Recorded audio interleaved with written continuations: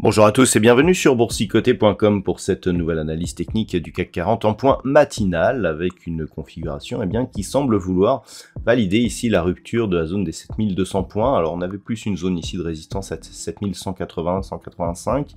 On est en train de confirmer donc la rupture de ce niveau. Nous avons eu une ouverture donc qui s'est faite sur un gap haussier par rapport à la séance d'hier.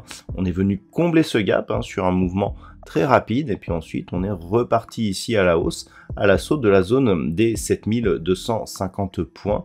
C'est l'objectif donc de ce mouvement donc suite à l'ouverture que nous avons eu ce matin.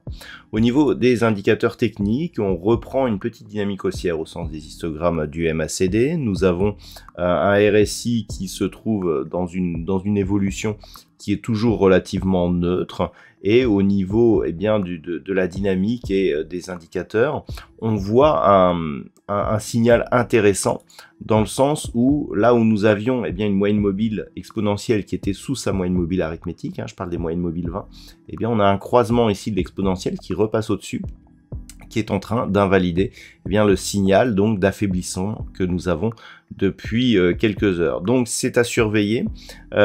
Prochaine zone ici se situe à 7250 points, c'est la prochaine zone de résistance mineure identifiée, et donc il va falloir observer ce qui se passe si les cours viennent sur ces niveaux. Au niveau des plus forts gains sur cette séance, on a Orange qui gagne 1,98%, derrière ArcelorMittal, BNP Paribas, Sanofi ou Unibail-Rodamco ont des hausses supérieures à 1%. Au niveau des plus fortes baisses, alors elles sont limitées, Michelin perd 0,92, Téléperformance moins 0,86, Safran, Carrefour, Kering et L'Oréal sont juste derrière. On a un luxe qui est plutôt mal placé aujourd'hui. Donc, l'enjeu de cette séance, effectivement, alors que l'on est en train ici de tester le plus haut, ça se fait au moment où j'effectue cette analyse, on teste le plus haut, donc nous avions eu le 3. L'enjeu sera d'observer si on parvient à casser justement ce plus haut et à venir donc sur cette zone des 7250.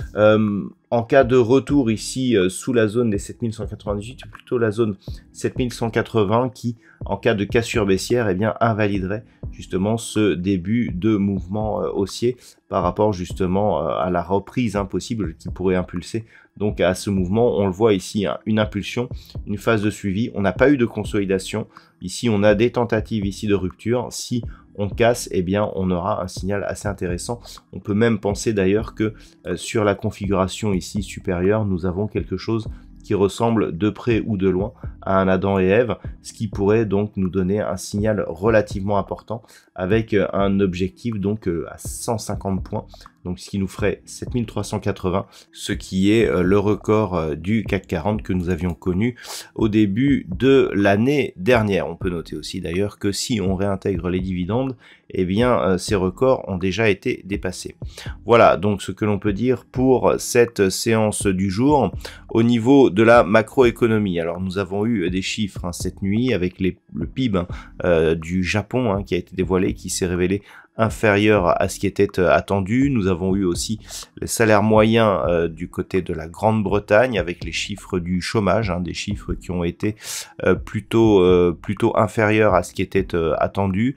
Nous aurons le PIB trimestriel de la zone euro qui sera dévoilé à 11 h, donc ça ce sera pour la fin de la matinée. Et puis du côté des États-Unis, nous aurons des chiffres qui sont assez attendus avec les IPC, donc les chiffres de l'inflation qui sont attendus à 0,4% pour l'IPC Core pour le mois de janvier, avec un chiffre attendu en annuel à 6,2% concernant les chiffres de l'inflation classique.